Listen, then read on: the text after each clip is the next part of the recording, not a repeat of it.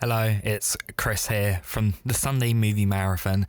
I just wanted to record a quick little warning that about an hour into the podcast, so about halfway through, for some reason Max's audio started playing up and he just sounded like a robot. So instead of using that audio from about the hour 17-minute mark, I'm going to use the recording from our Zoom conversation that I used to sync it up.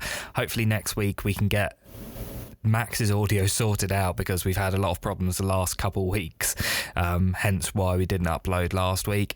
Hopefully it's not too distracting. Well, obviously it's going to be somewhat distracting, this sudden leap in quality, but hopefully it doesn't sound too bad. I've done my best to try and make it sound okay. So hopefully next week, when we have Connor back on as well, the podcast will be back and better than ever. So without further ado, please enjoy this episode of the Sunday Movie Marathon. My name is Max. My world is fire and blood. Once, I was a cop, a road warrior, searching for a righteous cause. As the world fell, each of us in our own way was broken. It was hard to know who was more crazy, me or everyone else. Welcome to the Sunday Movie Marathon. How are we doing? Hello. I'm okay. Nice. Connor has sadly passed away. He got COVID, so he's dead now. But we thought we'd carry on the podcast in his honour. Yeah. Maybe next week we'll try and bring him back to life. We'll resurrect him somehow. We'll find a way. Yeah. Of course, we tried to record the podcast last week. It didn't quite go to plan. No. Almost. But almost. The last hurdle, we tripped and fell. We recorded it all. We had it all recorded. And then my file crashed, unfortunately. So then we had nothing. Yeah. But if you'd have listened to that, then you'd have known what we know. And it is doomed to us that it is just our knowledge forevermore. But at the end of that episode, which is a shame, I really like that episode. I've just been stewing over it. Yeah, it went well. All the time. Yeah. And then Connor died. Yeah. It's been a sad week. Yeah, it has been. But if you'd listened to the ending of that episode, you'd know that we recommended some movies. We changed up the podcast a bit because what we were doing before was sort of just picking a topic every week, and this was going to go on basically for the rest of lockdown, and well, lockdown's ended now and we still can't meet up inside, so we figured until we're able to do that, who knows when that's going to be, we'll recommend a movie each week. And we'll try to watch 3 movies in a week and then discuss them on the podcast. Yeah, so it's kind of like what we did when we did our free-for-all marathon, except we're not watching them all in a row. We can spread them out however we like. And we're not watching them together either. Yeah. No, yeah. So we don't get any of the funny antics that definitely happen on our marathons. Yeah, that's what the listeners miss out on, not being there. It's a shame. If we could have a group session with 100 people, probably wouldn't do that, to be honest. That'd be torture. We'd need 100 listeners to do that. Yeah. We would. All crammed into one room. The room that's like just about big enough for us 3. Yeah, barely. We all fit onto one sofa, but we're crammed in. Yeah. Because no one wants to sit on the camping chair. No. So anyway, we're going to go in the same order we normally go in. So me. Indeed. Is it Max, you next, is it? Yeah, it goes Chris, Max, and then Connor. Yeah. Even though Connor is dead, we're still going to be talking about the film he recommended in his honour. Indeed. His memory lives on. Yeah. Yeah. It took him like a week to decide his movie anyway. But we got there in the end. Yeah. So do you want to introduce your movie? Yeah, so I picked a film, one of my favourite films, from 2014, Birdman, or The Unexpected Virtue of Ignorance, directed by Alejandro G. Inarritu. Basically, it's a film about an actor called Regan Thompson, who was famous in the 90s for playing a superhero called Birdman. But since then, his career's kind of gone very downhill. He's trying to regain any recognition and be like treated seriously as an actor by writing, directing and starring in a Broadway adaptation of a Raymond Carver short story. And yeah, the film kind of is all about him trying to put on this play and nothing really going to plan. At the same time, he basically is tormented by the voice of Birdman, the character that he played, which just like talks in his head, and he keeps practically hallucinating, where he like visualizes himself levitating and making objects move with his mind and all these different things. Yeah. Also, the film is shot to make it look like it's one continuous long take. It's just one single shot, technically. Indeed. So yeah, what did you think of Birdman, Max? This is my third time watching it. With you, this is one of my favourite movies ever, I think. I think it's one of Iñárritu's... no, it is his best movie, I think it is. It's like up there with like... The Revenant is like second for me. Yeah, those are the only two I've seen so far. Yeah. Amores Perros was good. I thought it was weaker than this though, for sure. I think he's really come into his element. Was this The Revenant was the last movie he made, right? When was that? Like 20? Yeah, the most 17? recent. Yeah. That was 2015. It was a year after Birdman came out.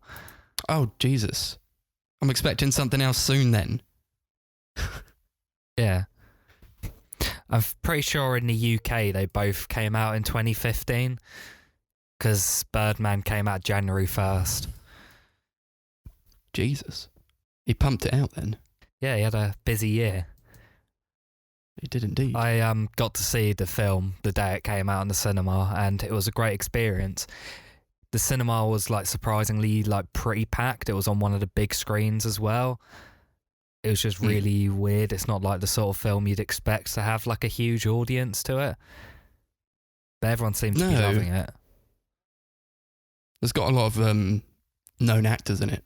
Yeah, so obviously Michael Keaton is the lead actor in it.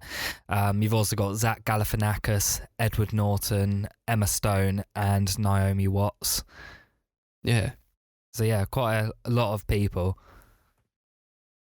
And they all do a brilliant job. Yeah, Michael Keaton in the film is incredible. He gives one of my favourite performances in any film. I got to agree with you there. Him and he's probably... Well, him and Edward Norton, brilliant, fantastic performances.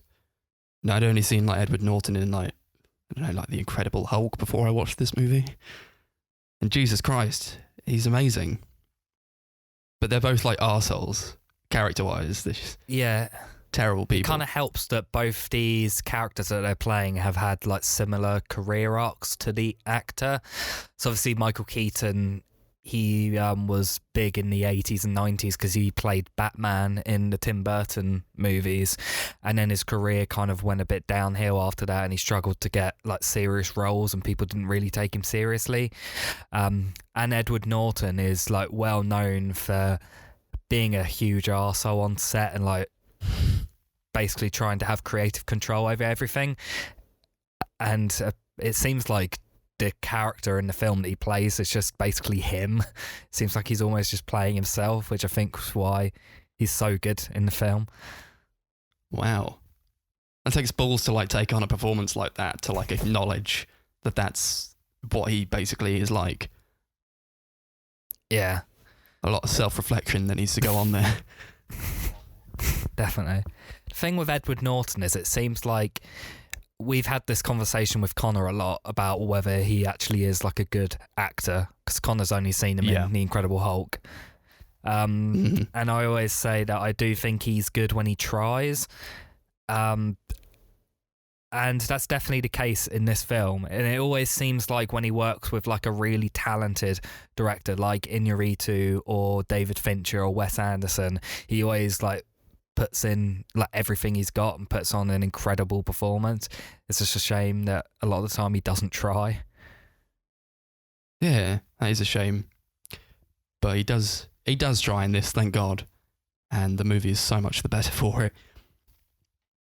I keep thinking about like quotes from him and like Michael Keaton as well. It's such a quotable movie. I forgot how funny this movie is, but it's like there's this sort of parodic really element funny to it. There's like this parodic element to it where like you were saying, it sort of mirrors their lives, and I really think that they've sort of feed into that. It's also sort of a parody on like popular culture nowadays. You get all the it talks about like the Marvel movies and all that. They sort of make a dig at all the other actors who do the Marvel movies. Just love it. Yeah, it's crazy how even after like 6 years, this film like still feels very, very relevant. Like if this film came out today, it would still feel as fresh and like satirical on modern pop culture as it did back then in 2014. Maybe even more so now that like superhero movies and stuff like that are such a bigger commodity than they were back then, even though they were pretty big. Yeah, it just gets more and more relevant as the years go on. Yeah, there's a lot of different themes, but I think the main one kind of is the connection between like actors and their own like personal life, like their professional and personal lives and how they like clash together.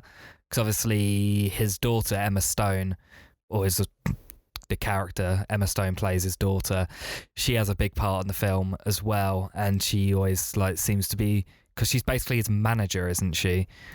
And she's like pretty much,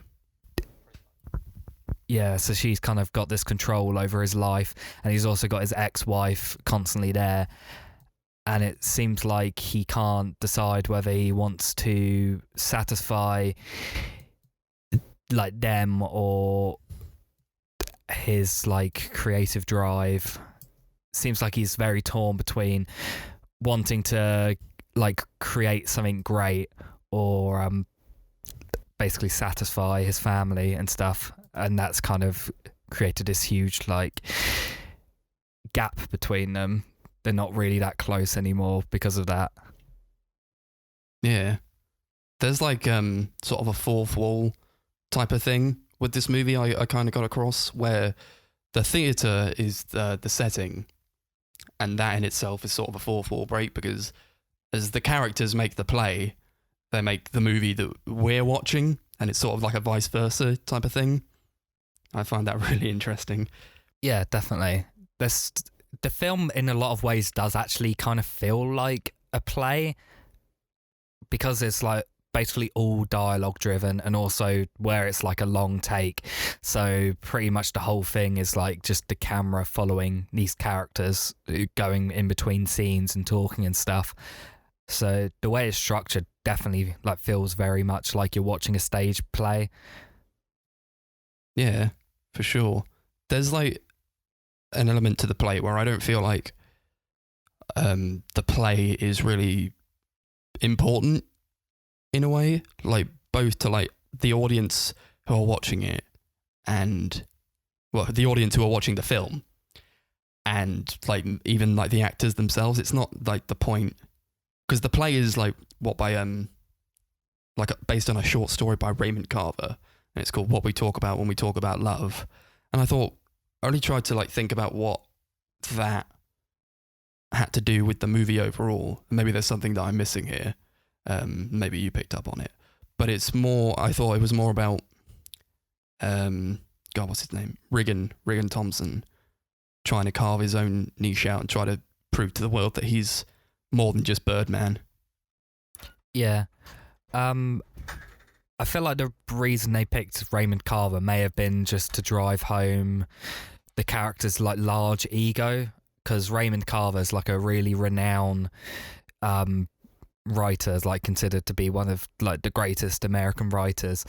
So I feel like the idea of him basically adapting this short story and trying to make it his own thing is quite an egotistical thing. At least that's what I thought of, maybe. Because a large part of that character is he's quite an egotistical person, and there's a lot of both humour and drama created by that. Oh, yeah. I love the extension of like Birdman as a character, who sort of, like when I watched that the first time, I was like, this is just like Venom, but it did Venom better than Venom before Venom did Venom. And I love the character of Birdman. It's sort of like this thing in his head where, and I like, and on the first like couple of views, and even now, I was like, is all this stuff like real? Can he actually make all this stuff move with his mind? I just don't know. And I think on the third watch, the most recent one, I sort of came to grips with the fact that probably it's not really happening, but I do still love the like the commentary on like superhero movies with it, and also the character of Birdman who tells him things.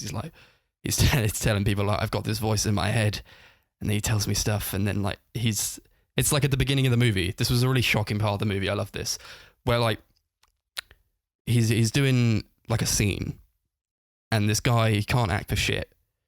He's really terrible, and Regan's like, oh fuck, I can't deal with this guy. And then a light falls on his head, and it almost kills him. And then he gets out, and he was like, I made that happen to Zach Galifianakis. He's like, I did that. And he was like, what the hell are you talking about? Yeah. I think it's a very interesting way they brought that Birdman character in. There's multiple scenes where he like starts hallucinating and like sees Birdman and all this stuff going on. Like in the trailers, there's that scene of him walking down the street, and there's like all this violence and action, like explosions and a giant bird and stuff like that. Yeah. I think it's very strange. And I really love how ambiguous they make it, especially at the ending. Yeah. Because, spoiler alert, the very last shot of the film, after basically Regan hospitalizes himself and he like jumps out the window, and Emma Stone's character looks out the window and like she looks up at the sky and like smiles as if to say that everything was like true and that he actually is Birdman. And I thought that was a really interesting, ambiguous ending that they did there, where you can interpret what she's actually like seeing. Yeah, I love it. Because, like, Birdman sort of wants Regan to feel like he's better than everyone else. He thinks that he's, like, the best. You are Birdman. He's like, you. There's, like, a quote where he says, this is where you belong, above them all. I was like, because when he's, like, having this, like, trip, he's, like, flying over the city, and Birdman's sort of talking to him.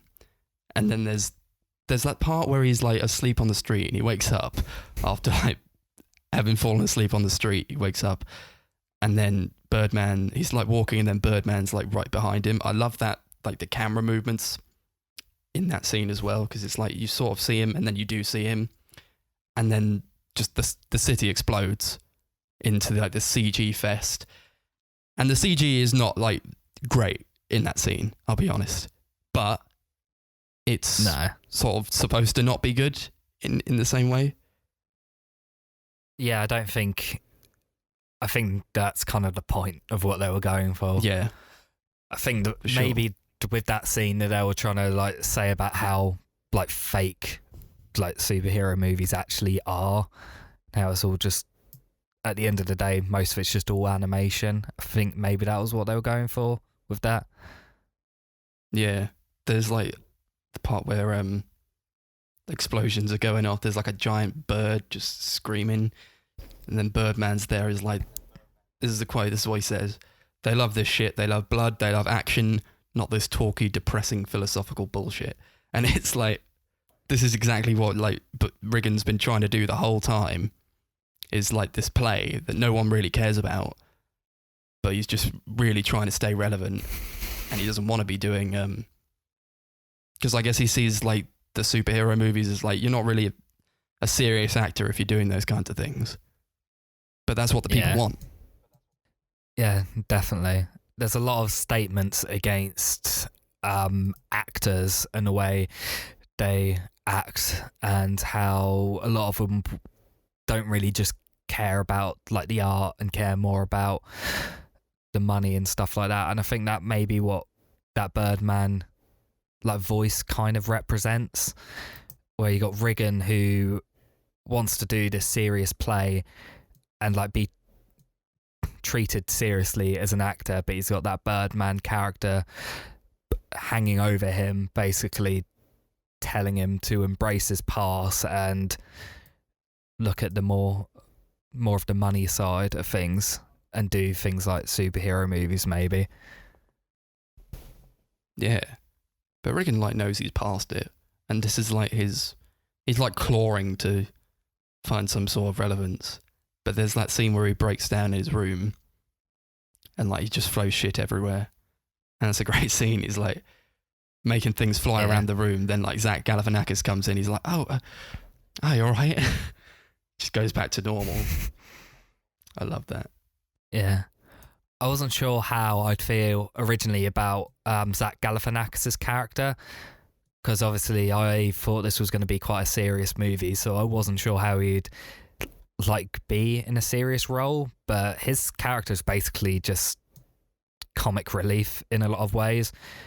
Yeah, but quite subtle comic relief. Like he's not like how it would be in like something like, I don't know, like something like The Phantom Menace with like Jar Jar as a comic relief doing all this dumb slapstick and stuff. His character definitely has weight to him, but he's more comedic than some of the other characters. For sure. There's like that line where he's like, Martin Scorsese is looking for actors for his new film. I'm like, oh my god. That goes along with like the pop culture as well. The script generally is just really, really well written. There's so many deep layers to it, and it's so critical of actors, critics, just the whole like Hollywood industry in a lot of ways. Yeah. It's like crazy how much they managed to cram into just this 2-hour movie. I love that scene where he like confronts the critic as well. There's like one critic, and like her opinion is law, basically. It's like in real life, that's not what happens, I don't think. I don't think people hold like critics who write for like newspapers to that high acclaim in real life. At least I don't. But there's just this like, I think she's more of like an all-encompassing thing for like the media and how like plays are perceived, and how actors sort of model themselves in a way that to appease them, I guess. I don't know if that makes sense. Yeah, I think in a lot of ways, like if you read like a bad review of something, it's going to put you off watching it. Yeah. I think maybe that's what they were going for with that. Yeah, like that person actually does have like a large impact on whether people will go and see the play or not. And I think Michael Keaton's character's just so fed up of that. Yeah, well, he like takes the piss out of her writing as well. He's like, what the fuck are you writing? Yeah. So he like picks up her like note. He's like, there's nothing here about technique, structure, intention. It's just a bunch of like crappy opinions. And he says like, you don't risk anything by writing this review, but I have risked everything to put this play on. Yeah, exactly. It's a great statement. There was 4 writers on the film, and it's pretty crazy that like there's that many writers, yet it never like feels like muddled or anything. Like with a lot of films where there's like more than a couple writers, like there's just so many things going on and it never really like comes together well. Whereas with this film, there's a lot of things going on, but it all perfectly interlinks. There's never a moment where I feel like there's anything going on that's unnecessary, and there's never a moment where I feel like there's something going on that doesn't link on to what the other things we've seen are, and what else comes after that. No, well, the pacing is very brisk, I would say. Yeah. And I think that's to do with like the one-shot aspect as well. This is like probably the best use of the one-shot I've seen in cinema before. And definitely. I watched Alfred Hitchcock's Rope the other month, and that was like sort of like a pioneer film, I think, for this type of technique to use. And that worked really well in there with the type of story that they were telling. So I guess, like, I hate when I watch movies and they try to do like a one-er, but there's no point to it. But there's a point to this, I think. Yeah. Yeah, I think I've seen, obviously, 1917, which was all right. Mm-hmm. And then there was that film Victoria, which is like a 2-hour like thriller movie where it actually was done in one take. Like they did the entire thing in one take, which was pretty crazy. Jesus. That film was decent, but both of those films, I feel like if you took out that one take aspect, it wouldn't be anywhere near as like engrossing. No. Whereas this film, although that one shot aspect is a part of it, it's never like an important part of it. If it was like set up in a standard like fashion like most films would be, I think this film would still be as great as it is. For sure. Like you can tell, or at least I can tell, when they make a cut, because the camera will go like really quickly, and then it will like blur a bit, or like they'll open a door and they'll go down the stairs. It's like consumed in darkness or something. And I don't really mind that, to be honest, because I'm not always looking for like, oh, well, they cut there and they cut there and they cut there. It's more about how the technique relates to the story and how it enhances the story that's being told. Yeah, with 1917, I spent most of the film like, because I wasn't really that interested in what was actually going on, I spent a lot of it like noticing where all the cuts were. But with this film, I would just always get like sucked in, and I'm always so fascinated in it. A lot of the time I just completely forget that it's all one take. It's more subtle than anything. Yeah. I was also bored in 1917, so I was like, they cut there. Oh, they cut there as well. Yeah. And there's like, I wouldn't have even been mad, but they like marketed that whole movie around like, oh, it's a one take movie. You guys see this? It's a one take. And I'm like, I watched it, and guess what? It's not. It's not even that, because it like cuts halfway through. It like cuts to complete black. Yeah, there is I think one bit in this film where it like pans up into the sky or something, and you like see like a time lapse. Yeah. And I get that, because it's like it's how do you tell this story if it's only over the course of literally 2 hours? Yeah, exactly. There's a lot going on. It's set over like a week, isn't it, or something like that? Yeah. I love. I think. Go ahead. Sorry. I was going to say, I think the cinematography just generally is incredible. There's so much going on, and the way they craft that one shot thing is so fantastic. Oh God, yeah. There's like I don't know if like this is like the most interesting part of it, but for me it's like amazing. So like there's the scene at the end where he's in like the hospital bed, and like you can just like see like the particles of dust floating around. I was like, Jesus Christ, maybe you can't see that in like a standard definition DVD or something, but I got the Blu-ray, and it's like jaw-dropping to me how like stunning the quality of the film is.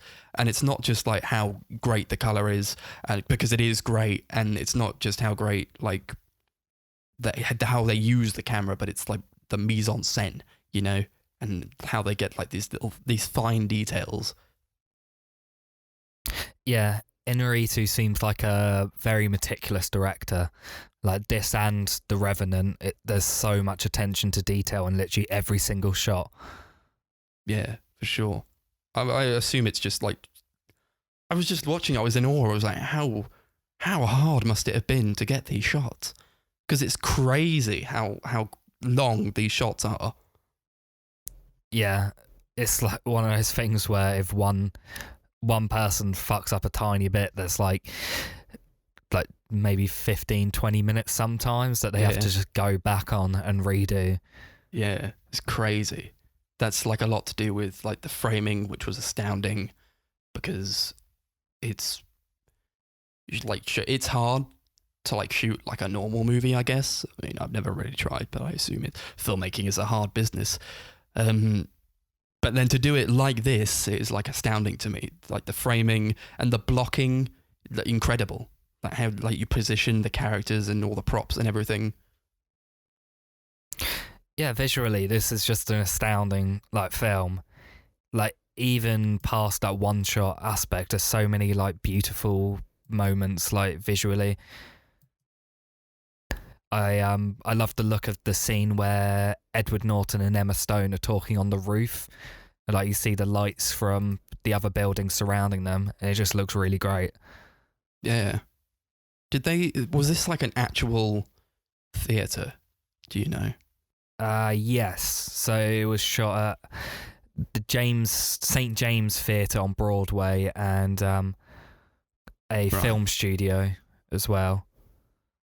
Yeah, I saw. So I think the stage was done at the Broadway Theatre, and then I think the backstage bits were done at the film studio. Yeah, I thought so, because there's one shot that always repeats in my mind, and I just think about it all the time. There's like the camera sort of floats from the outside of the theatre, and it goes up into the sky, and then it goes through like a metal grating, and then through a window in Regan's dressing room. How the hell did they do that? CG, I assume. Yeah, it's crazy. It's definitely, surely. Yeah. Yeah, to be fair, I think there is quite a lot of CG that's just used really subtly. Like even past that like big action scene we talked about, I think there's just a lot of moments where they use it just to tie up those scenes and stuff. And unless you're there would have to be. Actually, I was going to say unless you're looking out for it, you wouldn't tell. But even then, I think a lot of it you probably couldn't tell it's CGI. No, it looks so good and so natural. Yeah, it's like what David Fincher did on Zodiac. He used CGI loads on that film, but it's so like used so subtly you couldn't tell at all that it wasn't all real. No, yeah, I wasn't even thinking about it when I watched Zodiac. A lot of the greatest CGI is just like you don't even know that it's being done. No, something like Endgame. There's just so much of it. It literally just looks like a cartoon. And because you know it's all fake, that can take you out of the film sometimes. But something like this, where it's so like used so subtly and in such like small amounts, as just like a way of like sealing the realism of the film. It never like is distracting or anything. It never takes you out. Yeah. Well, unlike the Avengers movies that like they just shoot it in a green screen room. And they put like different props with set design on it, but it's basically just a room full of green. Yeah. Something else I wanted to talk about on this film is the score. There's like a few bits of classical music throughout, but for the most part, it's just a like solo jazz drum performance from Antonio Sanchez, and I think that the music to this film is incredible. I think it really fits the tone well, and there's something about how it's just like a solo drum performance that it builds up so much tension in a lot of scenes, and it never feels unnatural, and it's never emotionally manipulative or anything like that. But it's executed really, really well. I agree. There's like right at the beginning when the credits are coming on, these are like great opening credits as well, because it's like the drum score being played, Yeah.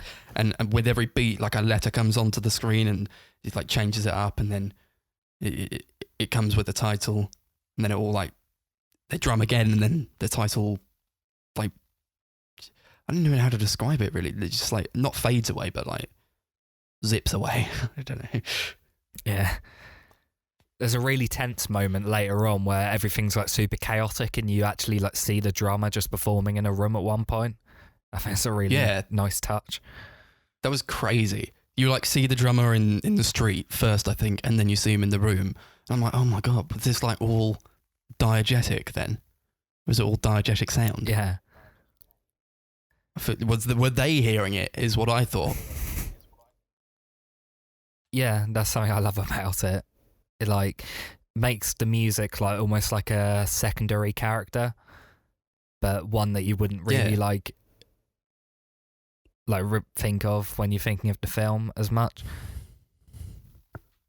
It makes a lot of like the technical elements feel like characters. I feel like the camera in itself is also like a character, like the set is a character, and the music as well, and like with all this like how fast paced it is. The writing goes really quickly as well, I think. Like the dialogue. And there's like, this movie is hilarious, but there are some jokes that I just completely missed on my first 2 goes around, I guess, because everything is just so snappy and it goes so quickly. But then like I picked up a lot of what they were saying this time around. It was like, there was like a comment that Edward Norton made on like P.T. Barnum. He's like, oh, what was it? I got it here. He's like, a douchebag's born every minute. That was P.T. Barnum's premise when he invented the circus. Yeah. Or like when or like when those characters come up in, those fans come up in the bar, and they're like, who is this guy, mummy? And he's like, he used to be Birdman. It's like, just from that, you get like, a lot of commentary. Yeah. Yeah, this is a very fast-paced film. Because of that, I feel like the first time around, you're not going to get everything. I think I've seen it twice now, and I definitely don't think I've experienced everything that there is to experience from this film. First time I saw it was when it first came out, like as I said, like release day, and then the second time was like a couple months ago. So I didn't actually end up rewatching it this week, but it's still pretty fresh on my mind. And I remember picking up so much on that second viewing that I don't know if I either forgot from the first time or just like didn't pick up. Yeah. But I think that's what helps the longevity of the film. Like, because there's so much going on, so much that you can pick up on. It's a film that I feel like you can probably watch over and over again and have a different experience every time. Yeah, it gets better with every watch, and every year that goes by, that also makes it better because of what's happening in like the media today as well. Yeah, definitely. There was like, I love that part where he's being interviewed by the journalist, and this is like a commentary on like tabloid journalism and news media, where the journalist accuses Reagan of injecting pig semen in his face to make him look young, and then he's like, no, that's not true, I don't do that. And she says, oh, I'll just say that you're denying it. Yeah, there's a lot of satire on the media just generally. But yeah, in a lot of ways I feel like it's very much of its time. Like, it feels like a 2010s film, but I feel like a lot of the commentary and satire in the film is kind of timeless. Yes, I agree. I love the dynamic between Reagan and his daughter Emma Stone as well. Like, there's obviously a backstory there that we don't really like see, but just the fractured nature of their relationship I think is very interesting. And there's that great scene where like they have a huge like blowout argument that I love. Yeah, the camera's like really like, I don't even know, like it looked like sort of like a fisheye lens in a way, but I don't think it was. It was like like profile shots of the characters, and then it would like turn to the other character, and he's like blowing up at her because she's like smoked some weed because she's like come out of rehab, and then she's like, oh, you're not even relevant anymore, you don't even have Twitter, so and then she leaves, and then he's like, oh, fuck this, and just picks up the joint and smokes the rest of it because he's only like, he's just looking out for like how it's gonna reflect on him as well, and that like adds to like how much of an arsehole he is. Yeah, there's a few really hilarious moments like throughout, like just general like great comedy setups, like when he like accidentally gets himself locked out and like is in his underwear and he has to walk through Times Square to get back into the theatre for the final scene. Yeah, that was a great scene. The execution of that from start to finish is so well set up, and the payoff is great. Yeah, fantastic it is. There's like, he goes into the he gets into the theatre, they're like, you can't go in there. They don't know that it's his play. And then like he uses his hand as a gun. Everyone's like, oh my, what the fuck is he doing there? It just comes out of the back. It's great. Yeah. The final play scene where he shoots himself, that sequence always makes me so tense. Yeah. Like even like the second time when I knew what was going to happen, I was just so tense watching it. Yeah, that's a great scene. There's a part after he like walks through Times Square in his underwear, and then he finishes the play, and then afterwards Emma Stone's like, oh look, you're all over the news, you're on YouTube, you've got like millions and millions of views, and then you see her phone, and I don't understand what happened here, because she's so showing him the video of him walking through Times Square, but there's like a bunch of cuts in it, and I'm thinking, this happened like less than an hour ago. Who cut this together for the news? People work fast. Like all those people. Yeah, clearly. But then that's like that great shot where it goes into the phone, and then it comes out and it's a TV in the bar. Yeah. That always gets me. I'm like, oh my God. Cinema. There's so many great moments like that. Have you got anything else in your notes to talk about before we move on? Oh God. I've got loads. I can't cover it all, to be honest. No. I like that Edward Norton's character, Mike Shiner, he can't like get it up off stage. Oh yeah, there's the great scene he's trying to have sex on stage. He's on stage with Naomi Watts, and he finally like gets a hard on, and he tries to have sex with her live on stage. He does a lot of self-reflection in that. I think that Riggin kind of doesn't, in a way. Yeah, he's more set in his ways. Yeah, definitely. There's like this. Okay, so this whole movie is not a one shot, because it breaks it up into like, there's like a montage at the beginning and then a montage at the end. So I wanted to ask what you think that meant, because there's a montage of like, I'm thinking more about the end, like there's the superheroes dancing on stage, and then there's the jellyfish on the beach, which I think that particular thing relates to when he was telling his wife that he tried to kill himself in the sea. And then there's like a meteor. What do you think the meteor means?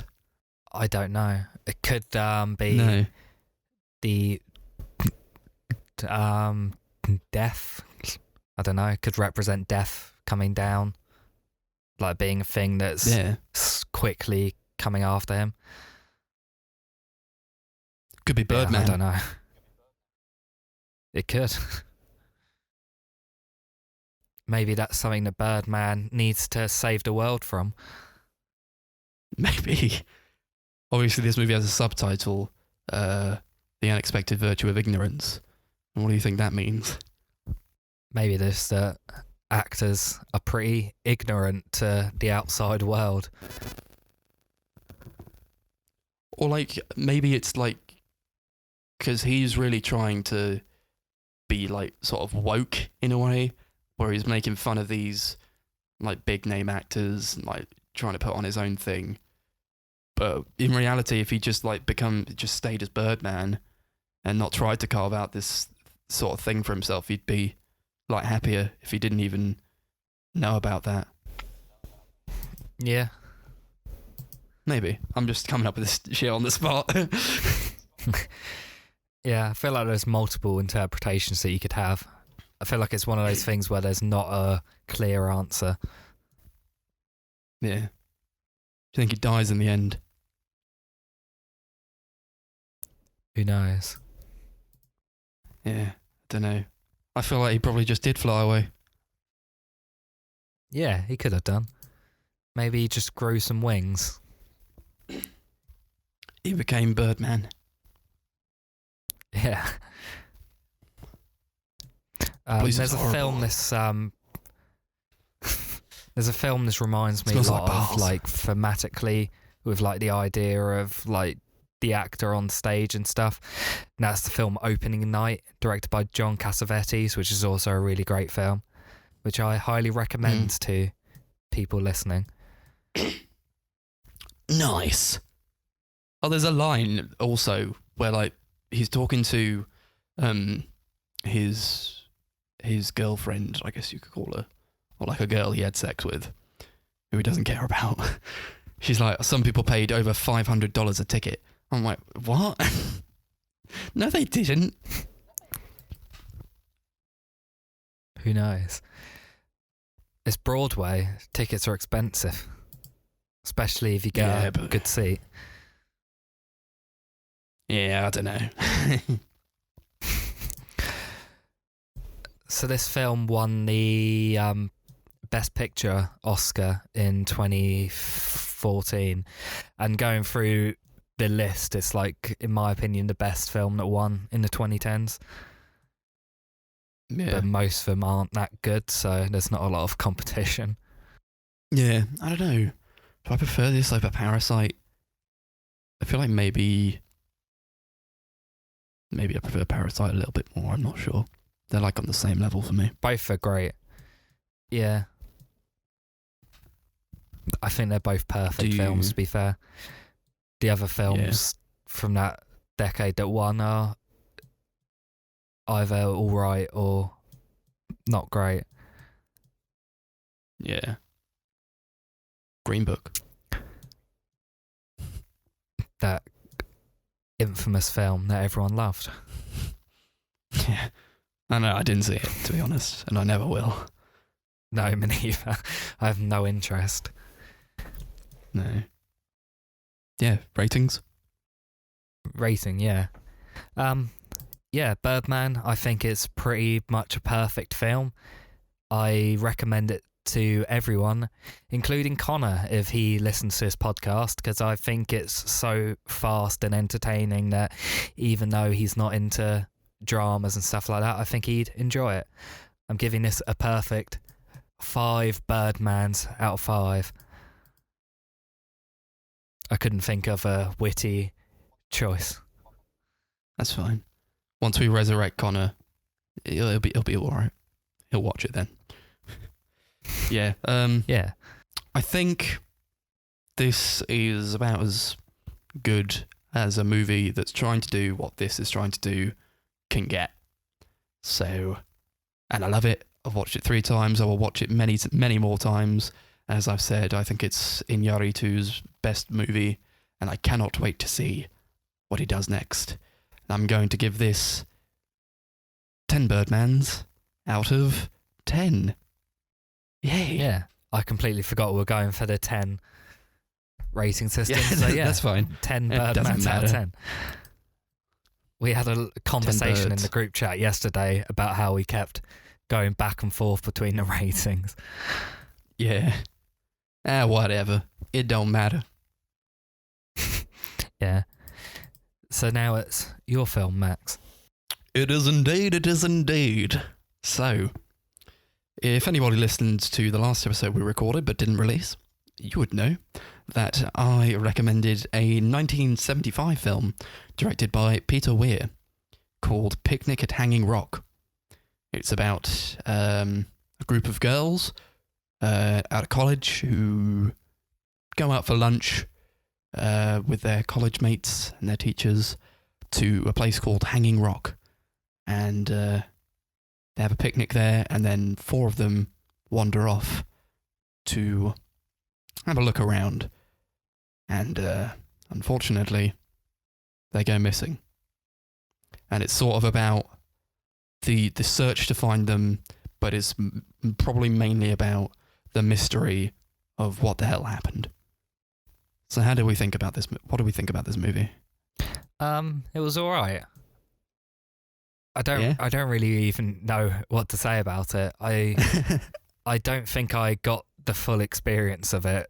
There was just something about it that didn't completely click with me. Maybe I just wasn't in like the right mood or something, because this is a very like strange movie. It's one that I feel like you really need to be paying attention and really be in like the right mood to really get everything out of it. Maybe. And probably need to watch it multiple times. I don't think it's a film that you can watch it once and get the full experience. Absolutely not. I've watched this movie one time before, and it always stuck with me. I just kept going back to it, even though I have my problems with it. But I think this movie is based on a book, and when you watch the movie, it starts with like a card that says, like, on this day in 1900, Valentine's Day in 1900, some girls went to Hanging Rock for a picnic, and like some of them disappeared. And it sort of paints this as something that actually happened.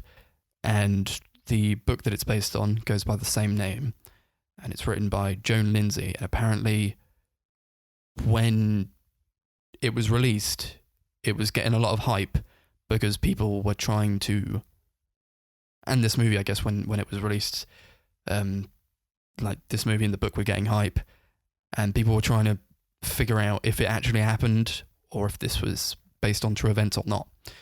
And Joan Lindsay, the author, said that she just liked the hype so much that she never confirmed nor denied it. But I think it has been proved to be fictitious, so it didn't really happen. Yeah. Well, Hanging Rock is a real place in Australia. Yeah, they shot it on location. And I was reading up on the trivia, and apparently one of the park rangers has gone on record as saying that all of the cast have returned to Hanging Rock at some time or another. So I guess it's just this movie really had an impact on the actors as well. Yeah. Visually, it is beautiful. It's such a well-shot movie. There's multiple like shots that are like almost like a painting in like how well crafted and beautifully executed they are. Yeah, for sure. There's like I read that to get that sort of dreamlike quality that the film really has in spades, like the cinematographer or the cameraman put like a sort of thin veil over the camera at times to sort of give it like a wavy, sort of misty kind of look. Yeah, I can see that.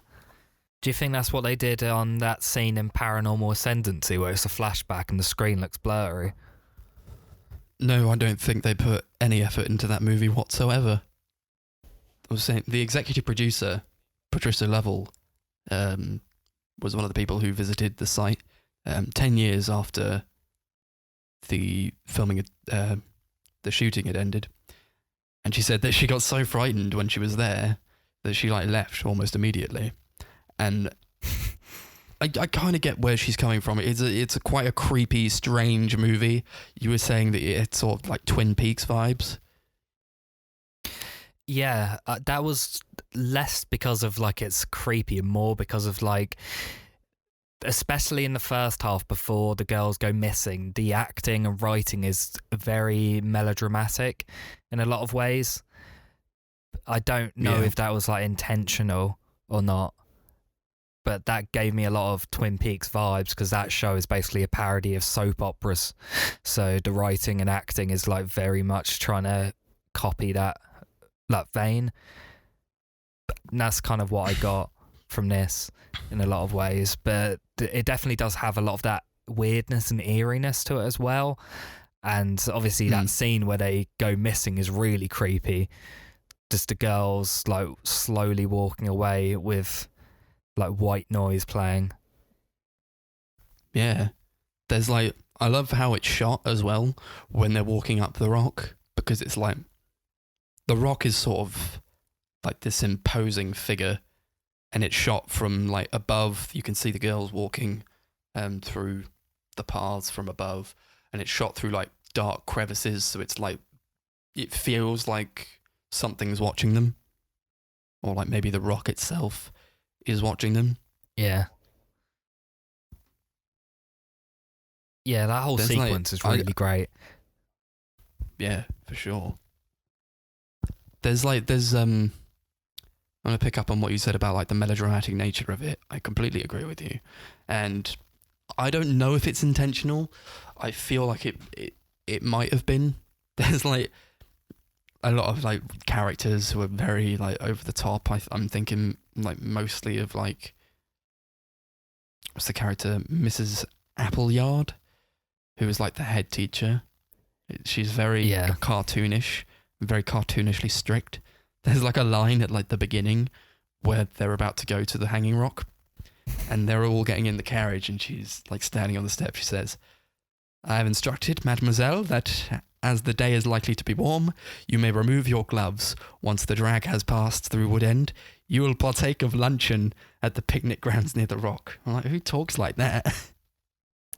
Luncheon. Who uses the word luncheon? There was also that girl that went with them to the Hanging Rock who was like intentionally quite annoying and like ran away screaming at one point. She was very, very Edith. over the top and cartoony. Yeah. Yeah. Edith. Did you notice that she had been dubbed? I didn't, but that makes a lot of sense thinking back. I did think she sounded really weird. It didn't really match up with her actual like talking. No, she was very annoying. That's like my biggest problem with this movie, I think, is like just her as a character. I do not like Edith. No, I didn't like her either. I think my biggest issue with it was that after all the girls went missing, I didn't find myself as interested in the story anymore. I'm not really sure why that was. There was something about it just didn't like hold my attention quite as well as I think it could have done. I think after that sequence, the melodramatic nature isn't quite as strong, and it just ends up kind of feeling more like a old period piece drama more than anything. But I think a lot of my lack of interest may have just been that I wasn't really sure what to expect, because I've heard a lot of people saying like the whole film was like that scene, like the whole thing's super tense and almost like a horror movie, and I think that's kind of what I was expecting. So I think if I go in a second time knowing everything to expect, I think I'd find myself a lot more interested and engrossed in what was happening. That's fair. I don't share those same sentiments. I'm kind of engaged like the whole way through. I do think that the movie drags a bit, and I thought that for how long this movie is, it's like an hour and 42 minutes. Maybe it could have been cut down a bit, because there are points where I kind of drop off. Yeah. Because the original theatrical version is like an hour 52 minutes or something, and then there's the director's cut, which is 7 minutes shorter, because the director felt that there was a lot of stuff that didn't really add anything and like removed from the pace. So I watched the director's cut, so I'd be interested to see what the original version's like. Yeah. I didn't even know that I was watching the director's cut. I guess it's just more common than the theatrical. Yeah, from the sounds of things, that's like the more readily available version, which is a bit weird. Yeah. This movie's on YouTube as well. I think that's the director's cut on YouTube also. Yeah, it is, because I think that's taken from the Criterion Blu-ray from America, which is just a director's cut. Yeah. I think with all the director's cut releases, though, they've got like all the bits they cut out like as deleted scenes on the DVD. Yeah. After I watched this, I instantly just bought the Blu-ray. I was like, if I like this again as much as I did, I'm just going to buy the Blu-ray. And I did. I did like it exactly, probably more than I liked it the first time. So I do think that there are moments. You can actually own a copy of it that works. Yeah, Jesus Christ. I bought like the DVD and it didn't even work. It just skipped. It kept skipping. I was so mad. Yeah, that does sound really annoying. So as much as I hate Edith, the character, and was very happy to see her slapped, she says a lot of... that scene was great. I loved that scene. Yeah. I was like, yes, stop being so annoying. She says a lot of weird stuff. So she's taken back to the rock as they're like looking for the girls. And there are a few things that she says that sort of... didn't really understand why they were relevant or like what they could mean. She says that she saw a red cloud over her. She remembers like a red cloud. And I looked up what like the meaning of red clouds was, or like what could cause a red cloud. And I didn't really find anything. I just found on Google that red clouds, if they were to happen, would probably be more prominent in the early hours of the morning or in the evening, where like the sun would shine in such a way as to give off like an orangey red hue. So I was like, but they go there in like the midday, in midday. So I'm like, how did you see that then? And maybe I'm reading too much into that, I don't know, because they never really bring it up again. Very it's menacing. Just like one passing thing. Yeah, it is. And that's where I sort of got like kind of a spiritual kind of vibe, because I feel like I have like a couple of theories, but I'm not entirely sure that really like all of them hold weight, because when they get there, they all check their watches and they're like, oh, my watch is frozen on them 12, and everybody's watches had frozen on 12, and they were like, well, maybe it's like some sort of like magnetism issue with the rock. And I thought maybe if you go deep enough into the rock, that would like maybe the metal in the rock or like the magnetism could have affected their minds in such a way. Yeah. Sure. So or what like do you maybe think they were actually influenced by happened something to spiritual? the girl? Oh God, I don't know. I do not know, honestly. I still don't know. I think that because they find one of them, and that was like a great scene as well, where the what's his name, Albert, finds Irma in the rock after the posh guy has been like looking for her or whatever. He's gotten himself in a bad way. And that was like a crazy scene. It was like shocking to me on the second time around. It was like, oh my God, she's like right there. And like they get her back to the, or like a hospital or something. I'm not sure if they take her back to the college, but she doesn't remember anything, which also adds to the mystery. I'm like, oh, you can't even give us anything then. This film won't let up for a second. Just tell me what happened. But in another way, I kind of don't want to know what happened. And there's like a doctor looking her over, and he's like, she has no physical ailments besides like a bruised head and damaged nails and hands where she's like been scratching at something, but there was like no damage to her feet. And they make a big deal of when they're going up to the rock, they all take like their tights and their shoes off. I was like, what the hell's happening there? And then Edith makes a big thing of it. She's like, hey! Oh God, I've got the quote here actually.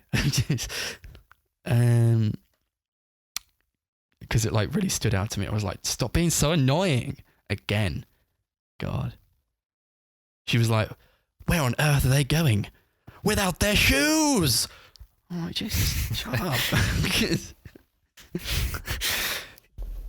Yeah, it was weird that like just really loud and obnoxious about that character. Yeah, I don't know. I guess like the dubbing actress just didn't. I even feel like she didn't even watch the movie. Honestly, she just like read lines in like a booth or something. I don't know. Maybe. Well, I imagine they'd have to watch the scene while she's saying it so it syncs up, at least somewhat. Oh, I don't even know if it does that, to be honest. No. But yeah, there was like no damage to her feet. So that's where I feel like a sort of more spiritual thing comes into it, a more supernatural angle, perhaps. Because I'm like, there's like literally, because they mention it. So it's like this, it's something to do with that. So I feel like maybe it's not as cut and dry as like, oh, they were kidnapped. I think maybe they were abducted by aliens. It could be. As ridiculous and far-fetched as it sounds, that's kind of what I thought. Especially when you've got that guy, the person at the end, who falls in the greenhouse. Like they find him in the greenhouse at the end. That's what I thought. There's maybe like a scene they dropped. That's interesting. That's Sarah. She was found in the greenhouse dead, and I don't know if you got this from a first watch. I don't think I did, even though it's like blisteringly obvious to me now. But I felt like Sarah and Miranda, who disappears, were in a relationship. If you got that. No, I didn't get that. Because at the beginning we see like, and this is a great shot as well, because in the beginning we see Miranda in two mirrors. There's like a mirror. She's sitting at like a desk with a mirror on it, and in the bigger mirror you see Miranda talking to Sarah, and they're both in the mirror. But then there's a smaller mirror, like a makeup mirror, off to the side, and you only see Miranda's face like in the whole thing. I love that shot. But she's like talking about like how much she loves her, I think, or like she has to move away and she loves her, I think. So I was like, yeah, that sort of gave that off to me. Yeah, they get to maybe. They get to Hanging Rock, and because it's Valentine's Day, they have a cake in the shape of a heart. And Miranda cuts the cake. She's like, to St. Valentine. And she gets like this sharp knife and just cuts it right down the middle. And I thought that was quite thematic as well. Because it was like, because Sarah has to stay behind. Could she, I don't know, she was naughty or something. I don't know. And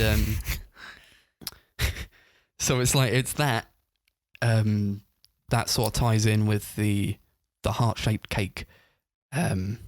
And when she cuts the cake, it's like sort of breaking the heart of Sarah, perhaps. But that's like a thing that I picked up on like this time around, where I felt like they were in a relationship together. Yeah.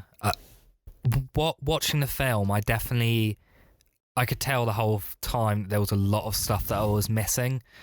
Like thematically, I feel, and symbolism wise, I feel like there was a lot of stuff going on that I guess I wasn't in the right headspace at the time to fully pick up and analyse, maybe. I definitely feel like rewatching it, I would definitely enjoy it more, and I think I'd understand a lot more than I did. Yeah. I would recommend watching it again.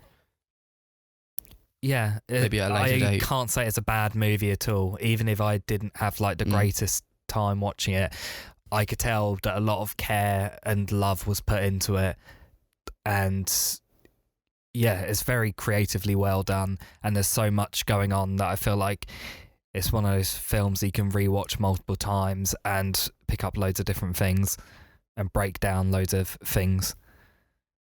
Yeah, I got a lot of like homosexual vibes from a couple of characters. So you got like Miranda and Sarah, and then there were those two guys, like Albert, the Australian guy, and then this like English posh guy, and they were like, Yeah. I don't even know what happened. They like just met, and Albert's like swinging this wine out of a bottle, and they like share the wine, and he's like makes like a kind of big deal about like rubbing it off at first on his, when Albert hands him the wine glass, the bottle even, he like makes a deal of like rubbing it off on his jacket before, because he doesn't want to get like saliva on him, I guess. It's like, that's sort of like they're kissing. But then like after a while he just doesn't bother. Yeah. There was definitely something up with those characters. They were very strange. They were very strange indeed. And like, but then they're discussing the disappearance of the girls, and because they saw them on the way while the girls were going to Hanging Rock, and God, there's like, is it like a contradictory statement to what I've just said, but they're like checking them out, and like Albert's like, this is a great line as well, in like this really heavy Australian accent. He goes, she'd have a nice pair of legs all the way up to her bum. Yeah. I'm like, what? Why the hell did you That say was that? great. The other guy's like, I'd rather you didn't say anything. I'd rather you didn't say crude things like that, Albert. He's like, I say them, you just think them. Yeah.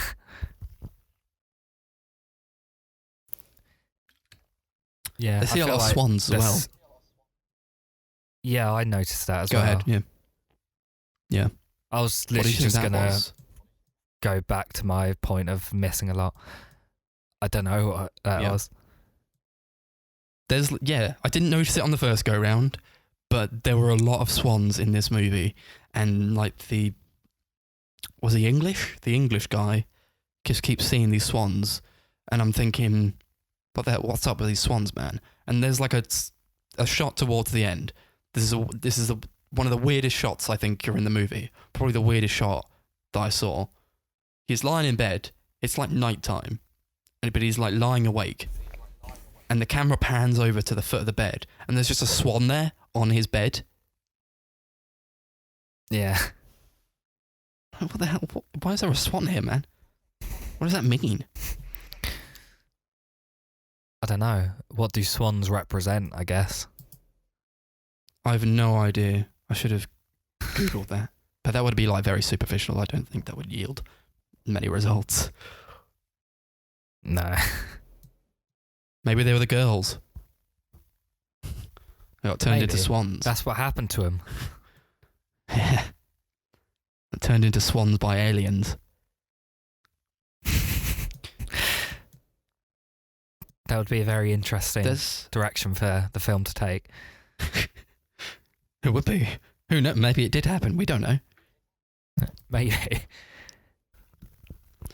There's like a lot of stuff that they say when they're at the Rock, the girls who disappear, and it's very, very strange and poetic, I think. There's like, one of the girls is like surprising that she sees like two people having like a picnic at the bottom of the rock, and she says, surprising how many human beings died without purpose.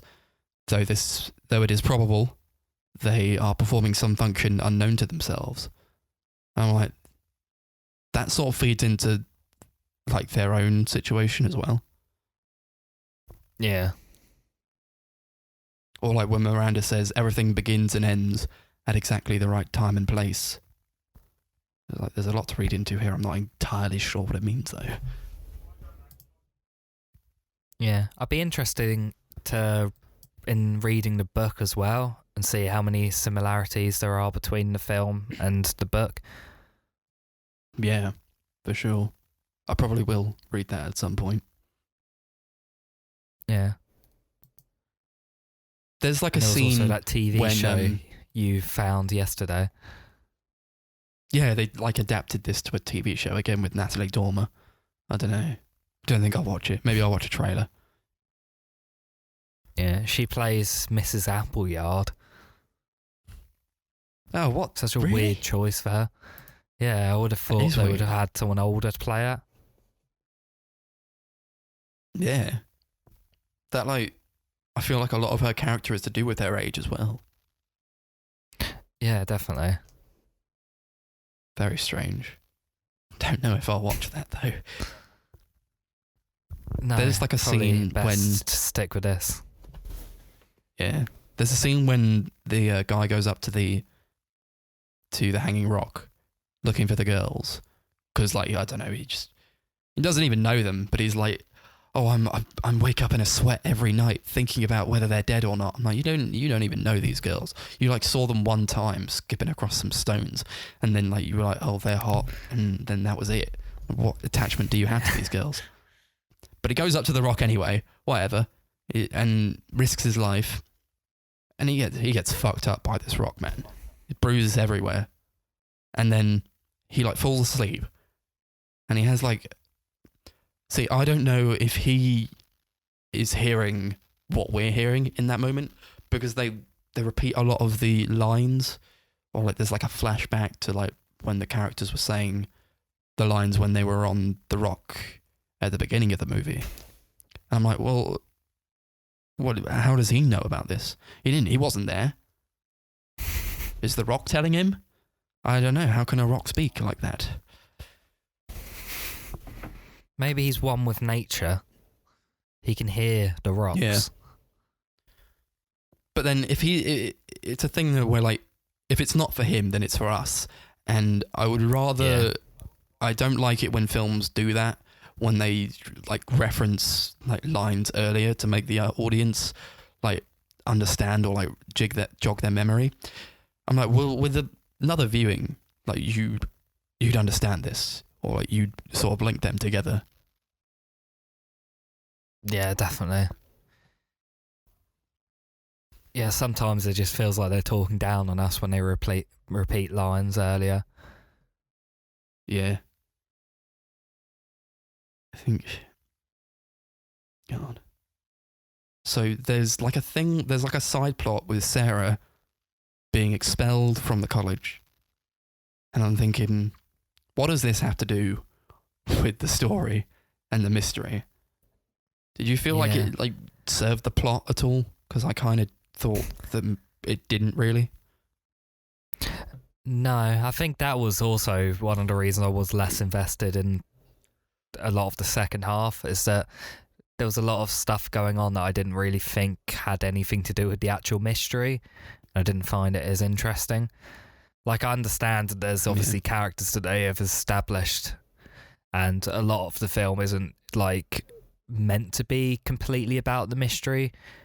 I just felt like some bits like that were a bit pointless. Yeah. That was where I was like watching it, and I thought, wow, if I were watching the director's cut, then this would probably be taken out. But I guess that was the director's cut. So it's just, that's the movie. Yeah. Shame. I guess Peter Weir just really cared about that bit. Yeah. There's also like a scene in the greenhouse where like these two guys are just talking about what could have happened to them. And like it serves no purpose in the story other than like establishing that there is a greenhouse there. Yeah. That might have literally just been there for setup for the last bit. Yeah. I feel that, yeah, When they That find is- the person. that probably is what it is. There's like a part where Edith says that she saw one of the teachers, Mrs. McCraw, going up the hill. She was coming down. And because she goes missing as well. So you got the three girls that went missing and then the teacher as well. And only one of them comes back. But She was like, "Oh, I can't say what I saw because it's very naughty." You were like, "Well, you have to tell me because it might aid the investigation." She said that well, she had no skirt on, so I think there's a lot of emphasis on, because when Irma came back, I think she also didn't have a skirt on, like, because they took their shoes off and they took their tights off, and I guess like the skirts came off as well. So I don't know. I don't know what happened. They were being like summoned or something by some sort of alien, I guess, who wanted their clothes off. Yeah. Do you think with that, the, as you said, homosexual relationships possibly between the two girls and the two guys, do you think maybe that could be a big theme of the film, like just general sexuality? Because obviously the film's set on round Valentine's Day as well. I think they go missing on Valentine's Day. Yeah. So possibly that could be a big theme as well. That could all draw into it. That a lot of the film is about sexuality and relationships. Yeah. It was like a hidden theme. Yeah. There's like, and also with those two relationships that I brought up between Sarah and Miranda and Albert and the English guy whose name I didn't learn. But at the end, Albert is telling the guy that he had a dream. He was like, well, it doesn't mean anything. He says that he saw his sister. His sister came to him, and she said that she couldn't stay long, but she'd come a long way, and now she must go. And she sort of looked quite like misty.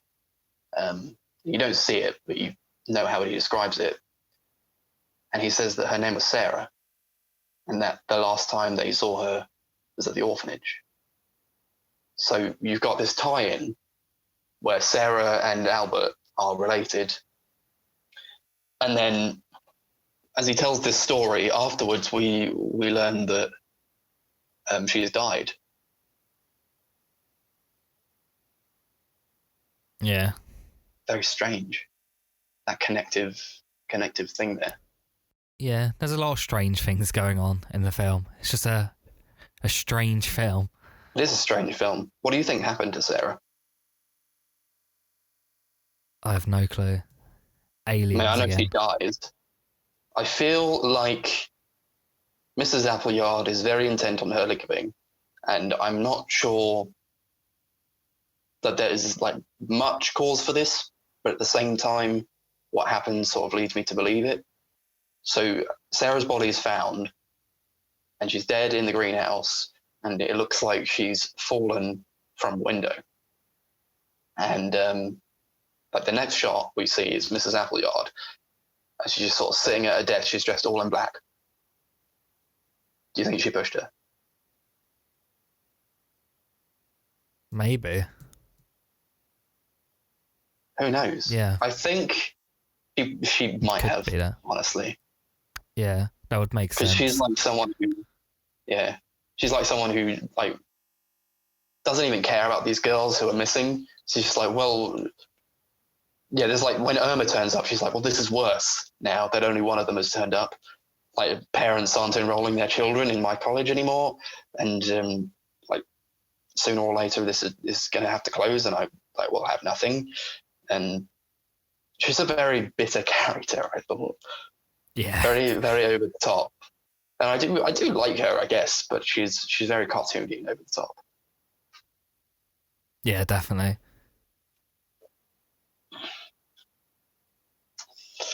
I don't know if I get any more to say. Yeah, I had a lot less to talk about. I wanted more just to hear what you had to think, so I can go into it with a different frame of mind next time. Yeah, there's an emphasis on. I don't really have a lot to say on this, but Mademoiselle, the French teacher, she had like a couple of lines where she said, "Oh, now I know that Miranda is a Botticelli angel." And I looked up like what the hell like a Botticelli angel was and what it meant. I didn't really get anywhere with it. I was like, okay, I guess that means something. And there's like, before that, Miranda walks off and she's like, oh, don't worry about us, mademoiselle. And she like briefly, she like looks at the other girls that are going up to the rock and she like smiles. And then she was like, we shall be gone only a little while. And at that moment, I was like, oh my God, she's going to kill them. Even though I had seen the movie before, I was like, oh my God, she's going to kill them. That was what I thought watching that bit. Oh my God, maybe she was the alien the whole time. Maybe. Who knows? She had a little flying saucer on top of the roof of the building, and she just flew over and abducted them. Oh my God. The metal in the rock. That's the flying saucer. Yeah. We're really getting to the bottom of this now. We figured it out.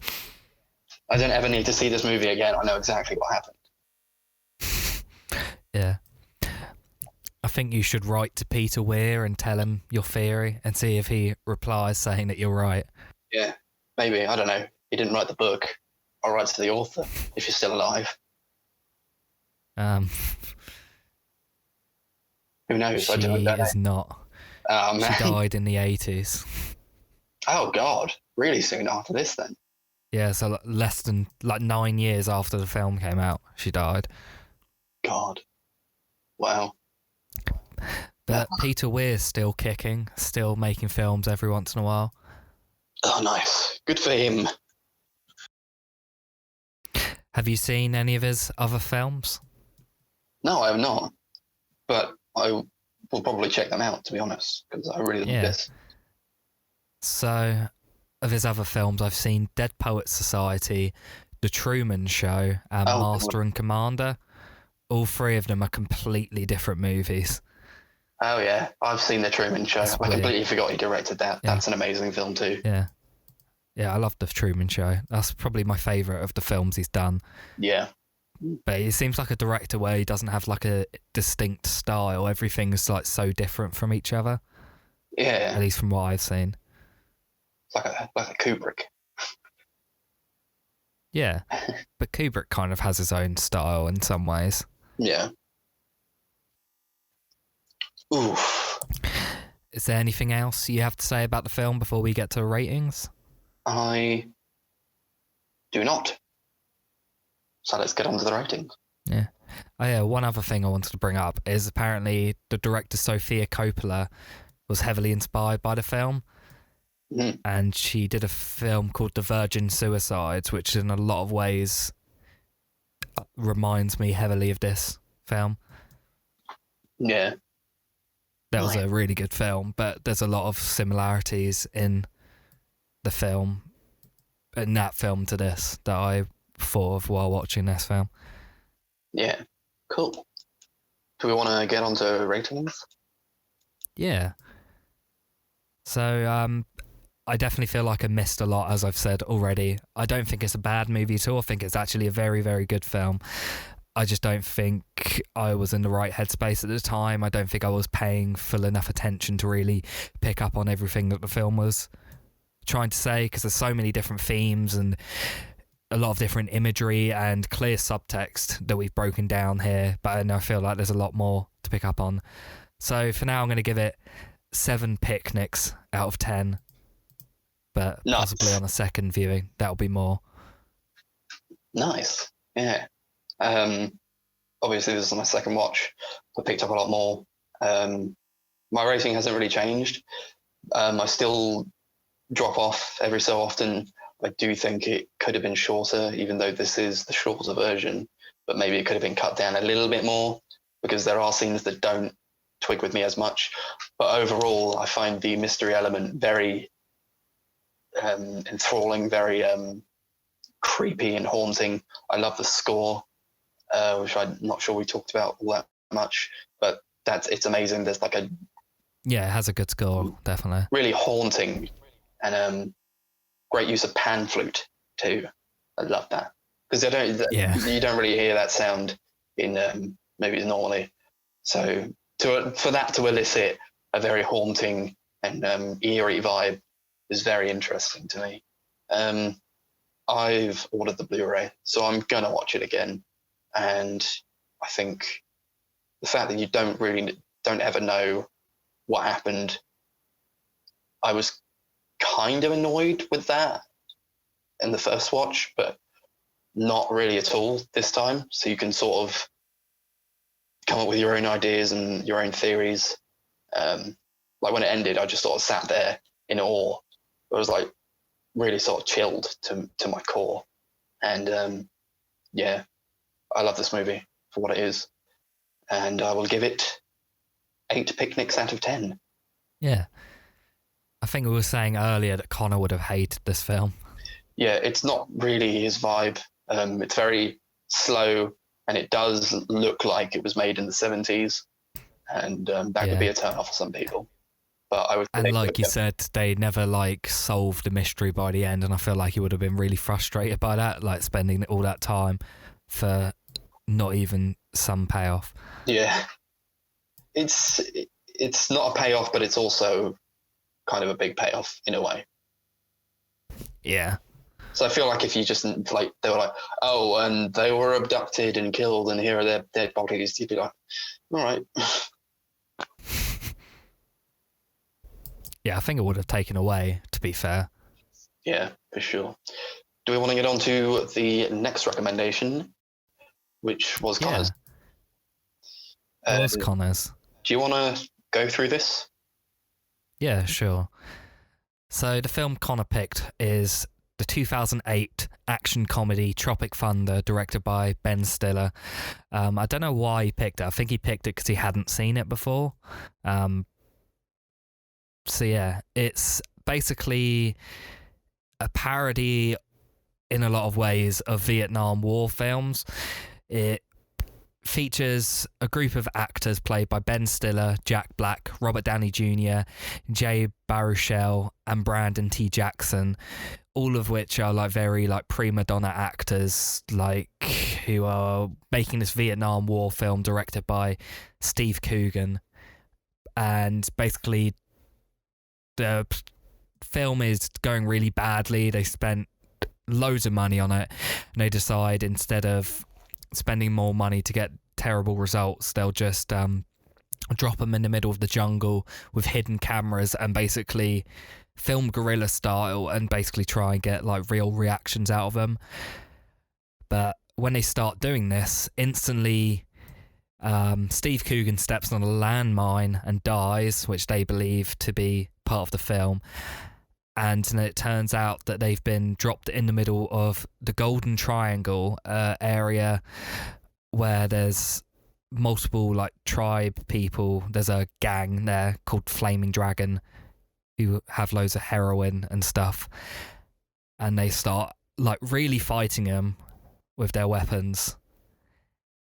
And yeah, it's kind of them trying to go through the shooting of the film, not realising that the people attacking them are actually real people, like actually trying to murder them.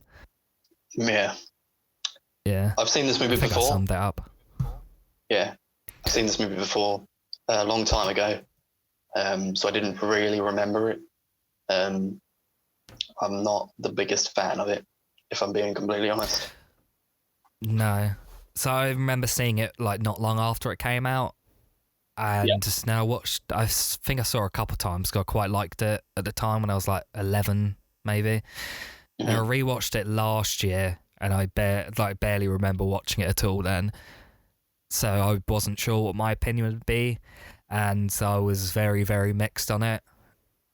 I feel like there's some of this film is like really, really funny and really well done, but a lot of it just is so tedious and unfunny. Yeah, I would say most of the comedy does not really work for me.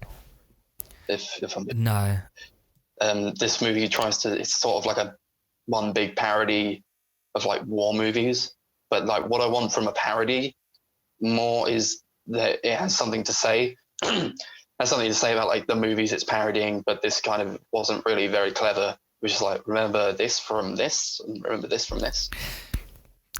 Yeah, definitely. There's like never a point where they're like it just all feels like they're just trying to recreate like scenes from like Apocalypse Now or Platoon or whatever, rather than like trying to make a joke like based around it or trying to make fun of it or any way. Yeah. Like even some of the worst parody movies, like shit like Epic Movie and stuff, a lot of the time they have jokes like that where they actually do make fun of what they're actually trying to parody. But this film just didn't do that. Yeah. It just felt like if you haven't watched a lot of these films, you're not going to get most of the jokes. And even if you have watched a lot of those films, all you're going to get out of it is just like, oh, I remember that from that Vietnam War film. Yeah. It never really feels that clever. I am not a person who is really big into like war movies, unless they're like really good, you know, unless they like really stand out. Like a movie I love that's set in like wartime is like Come and See, and I feel like that's a big diversion from the kind of basic war movies, like 1917, like I don't know, Hacksaw Ridge or whatever, that just don't really do anything for me. And since I haven't seen a lot of the movies that this film Tropic Thunder parodies, I feel like that's why a lot of the comedy was kind of lost on me. And in the same way, it's like this is very much a bro movie. I got a very bro-ish vibe with it. So it's like a lot of the jokes are just like, haha, Jack Black fat, Jack Black farting, hey, isn't that funny? Jack Black has a heroin addiction, like something like that. Just like very basic, like childish humor that I don't think works. Yeah. There's not a single like proper female actress in the film. No. Like, all the female actresses are like very like small characters, but nearly all of them are male. Like I'm on Wikipedia at the moment and it's got the list of like actual named characters and all of them are male. Yeah. I was so mad when like there's like a half second of Yvette Nicole Brown, who I know from Community, and she's a good actor, but you see her for like half a second and then she's literally like the curtain closes on her in like the reception, and she like turns and then she doesn't get any lines whatsoever, and that's it, we're done with her. Yeah, that was a shame. She's a great actress. She's really, really funny in like everything I've seen her in. Yeah, they just don't care. I think the cast for the most part is all right. I just feel like a lot of the characters are like not really characters at all.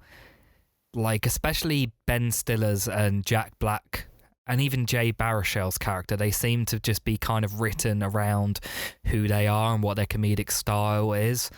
Like Jack Black's character just seems to intentionally be that really like loud, shouty person, and Ben Stiller's character is like the arrogant guy who's like a huge arsehole, and Jay Baruchel's like the really awkward guy.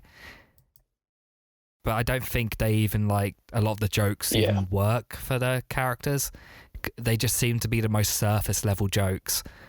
Like Jack Black, most of his arc in the film is literally that he's a coke addict and a bat steals his coke halfway through the film, and he loses all his coke and he's like going through withdrawal, and literally it's a joke that keeps coming back, but the joke is essentially just that he's going through withdrawal, so he's like screaming and shouting, and it's like the most obnoxious part of Jack Black's humor. Yeah. And Ben Stiller's character's kind of similar, whereas he is literally just being that arrogant arsehole, and his character just ends up being super unlikable. He does, yeah. Because he's not funny at all. He's just an arsehole. He came across as very stupid to me as well, his character. Very, very silly. Yeah. Because he can't really differentiate. He was like the biggest example of a character who could not differentiate between what was happening in real life and what was the movie that he thought he was making. Yeah, his character seems to basically just be a plot device in a lot of ways. Like, if he wasn't there, then the plot wouldn't keep moving because they'd all be smart enough to realise that what's going on isn't supposed to happen. Yeah. And I do also think that once he breaks away from the group as well and goes on to do his own thing, the film gets even worse. Yes. Like, I don't think the group dynamic's great, but there are some actual like really funny bits there. I think the dynamic between him and Robert Downey Jr. is really funny. That whole sequence where they're talking about what it takes to like be a proper actor, and about how the reason he didn't get the Oscar is because he went full retard. Stuff like that is like genuinely really, really funny, and that's like the best bits of the film. But after he breaks away and does his own thing, it just gets really dull, and there's just not really much that goes on after that. Everyone knows you never go full retard. Yeah, that bit is like genuinely really funny. Yeah, Robert Downey Jr. Was probably the best character in this, I would say. Definitely. He's black the entire time. He's had like pigment augmentation on his skin to where he has to. He's playing like a black character, and he's in character the entire time. And then at some point, they're like, "Well, you don't. We know this is not the movie anymore. Why are you doing this?" He's like, "I don't even know." Yeah. I think his character's like the most like genuinely interesting, like past the comedy bit. Like he has a genuine arc, and by the end of the film he realizes that he doesn't have to completely disappear himself into these characters, because it's not really like proper acting. Like when you literally become this person, it's less like acting than when you like are able to switch between the two. And there's a scene where he literally just starts taking off like all his like his costume, and he's like switching between characters that he's played before finally becoming himself. And I think that arc's actually pretty decent. Yeah, he's the best part of the movie, for sure. Yeah. The character and how he's a statement against the lengths that method actors will go to is like the smartest bit in the film. Like the idea of him like literally changing his skin color. Then the dynamic between him and Brandon T. Jackson, who's like an actual black person, is getting offended by stuff. That stuff's really funny. Yeah. Oh god, there's that like great line where he like Brandon T. Jackson says like the N-word in front of him, and then he like Robert Downey Jr. like hugs him like really tight. He's like, for 400 years that word has kept us down. I'm like, what the fuck? And there's the bit where Ben Stiller like says "you people" just in a sentence, and then Robert Downey Jr. is like, "What do you mean by you people?" And then Brandon's like, "What do you mean by you people?" That bit's great as well. Good. Yeah. There's like when he takes his outfit off eventually, he like takes his wig off, his facial hair, and he starts like his skin starts getting lighter, and I'm like, how the hell does that happen? Because he's undergone like literal surgery to get himself turned black. That should not be happening. There's like no, that was a bit weird. There's like a part where he's going undercover as like a farmer, and he's wearing a mask, and he's talking to the like the kid in the heroin factory or whatever. And he's wearing the mask, but you can see that he's white. He's just white. He's like wearing mascara, but he's white. And then he takes his mask off afterwards, and he's black again. Yeah, it was really weird that, but I noticed that as well. Yeah. It's very obvious. I don't know why they chose to do that. They didn't have enough black makeup. No. Yeah. What I did like about the characters is that most of them are actually like parodies of real actors. Like they're all kind of modelled on people. Like how Jack Black's character's kind of like modelled around Eddie Murphy in a lot of ways, because the opening of the film is like trailers of all the films that everyone's in, and Jack Black's one is The Fatties Fart 2, which is like a parody of The Nutty Professor. Now Eddie Murphy does like multiple characters in films and plays fat people in them all. Robert Downey Jr.'s character is also modelled around Daniel Day-Lewis, Russell Crowe, and Colin Farrell, apparently. Mm-hmm. I love that trailer as well. Yeah. Like that was the only... They showed a lot of trailers at the beginning for like movies that those characters were in, and I didn't really care for like really any of them apart from Kirk Douglas, played by Robert Downey Jr. His trailer, where he's like, it's like this homosexual, like Catholic thing with Tobey Maguire, who's just in there for like this one That's scene. great. There's a lot of really weird cameos from people throughout the film as well. Mm-hmm. Tom Cruise. Yeah. I genuinely really love Tom Cruise in this film. I think he's quite hilarious. He's one of the best characters, even though we don't really get to see him. He's really beefy. I was like, why is he so beefy? He's like really beefy and hairy. I'm like, did he like jack up for this movie or something? I don't know. I wouldn't be surprised. It's the sort of thing he'd do. Yeah. But I really liked him. Just shouting. Yeah, I don't like Tom Cruise in most things, but I really enjoy him in this film. Yeah. I get why people would be turned off from him. He's sort of like the action guy. But I do really like Tom Cruise. I think he's great in this. He's great in like Magnolia. He's really good in Eyes Wide Shut. Yeah, he's incredible in Magnolia. Yeah, Eyes Wide Shut. He's really good. And I, as much as I have problems with the Mission Impossible movies, that's sort of where he seems to be most in his element. I do enjoy him in those because he's like an action star, you know. Yeah, he's not bad in those films. No. Matthew McConaughey is also in it. He's Ben Stiller's agent. He's all right in it. I don't think he's as great as he is in some films, but he's pretty funny at some points. Yeah, he has his bit with the TiVo. That's like his arc. He's trying to get TiVo to Ben Stiller. I'm like, dude, I don't care about this. He like goes to the jungle where they're at, and he's like, I finally got you TiVo. I'm like, what the hell? Why the hell is this guy here? And then he throws the TiVo. Yeah. He throws the TiVo up in the air as the kid. All right, this is like one of my favorite parts of the movie. Okay, he throws the TiVo box at the RPG that the child is firing.